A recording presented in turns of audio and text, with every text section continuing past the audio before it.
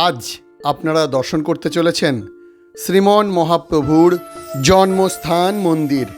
মহাপ্রভুর এই জন্মস্থানকেই বলা হয় শ্রী যোগপীঠ।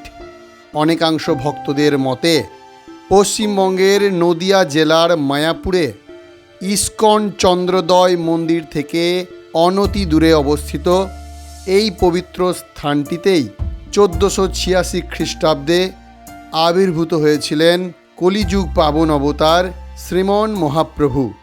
এই স্থানেই নিম গাছের তলায় শচী দেবী ও জগন্নাথ মিশ্রের ঘরে জন্ম নিয়েছিলেন নদের নিমাই।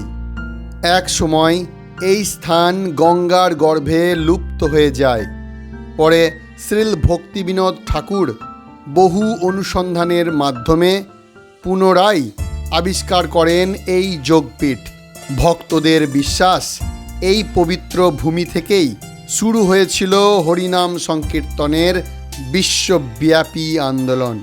তবে আশ্চর্যের বিষয়, গঙ্গার পশ্চিম পাড়ে প্রাচীন মায়াপুরেও রয়েছে মহাপ্রভুর আরেকটি জন্মস্থান মন্দির। একই মহাপ্রভুর দুটি জন্মস্থান কেন?